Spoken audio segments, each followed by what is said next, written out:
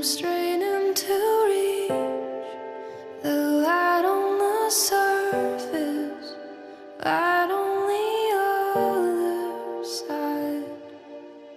I feel the pages turning, I see the candle burning down for my eyes, for my wild eyes. I feel you hold me tighter, I cannot see. When will we finally breathe?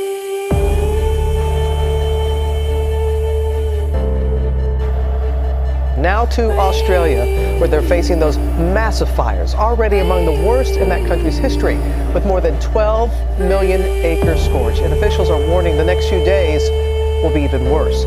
Maggie Ruley is there in New South Wales, Australia for us this morning with the latest. Good morning, Maggie. Robin, the family who lives here tells me they have been battling back these flames for the past 2 weeks, getting as little as a couple hours of sleep every night. People here are exhausted, and unfortunately it looks like things are just going to get worse. Oh my! Some people deciding to stay behind to protect their homes. In this dramatic video, a woman using only a garden hose fights back flames. I see the candle burning down before my eyes, before my A fifth case of the deadly new strain of coronavirus has been confirmed in Australia, with a number of schools now issuing warnings to students at risk of infection to stay home. When will we finally breathe? A swarm of hundreds of thousands of fruit bats are wreaking havoc in a town in Australia, forcing parents to consider pulling their children out of school due to safety concerns. There are so many bats that tree branches in parks in a town in Queensland are starting to break due to the weight of the bats hanging from them. The main colony, which is down the road from a hospital, has forced emergency helicopters to land somewhere else because they can't get close enough without interfering with the bats.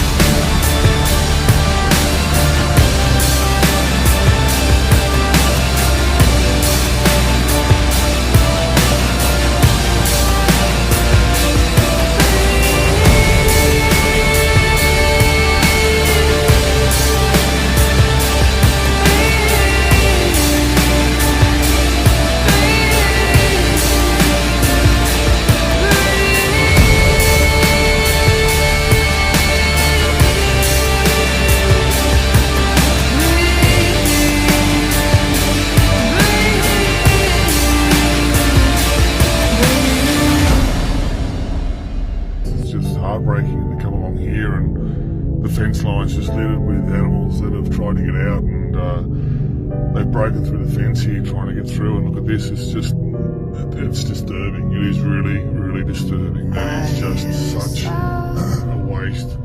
Echoes beneath, angels and skylands meet.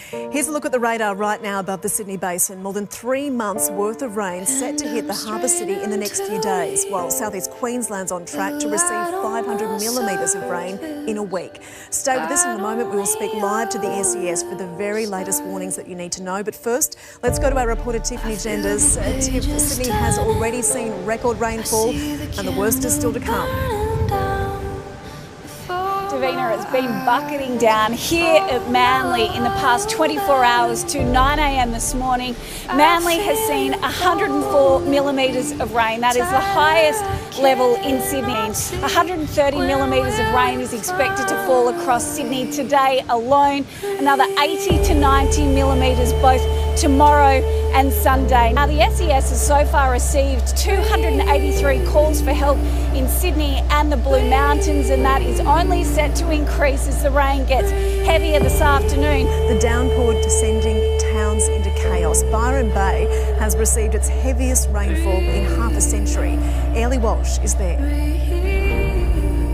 Well, the heavens have opened up. Huge rainfalls battering the northeast of New South Wales, where a severe weather warning remains in place for much of the state's north. A flood watch warning has also been issued as rivers and creek levels begin to rise. The town of Byron Bay battered overnight, residents waking to find streets flooded and cars swamped.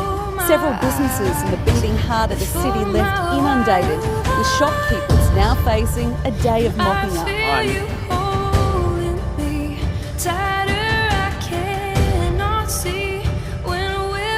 11 Australians are unaccounted for. That includes the 3 believed to be killed, while 13 Australians were injured in the explosion on White Island yesterday. The operation is now in the recovery phase, with aerial searches confirming there's not considered to be anyone alive on the island. New Zealand authorities have seen no signs of life on White Island and don't believe they'll find any more survivors.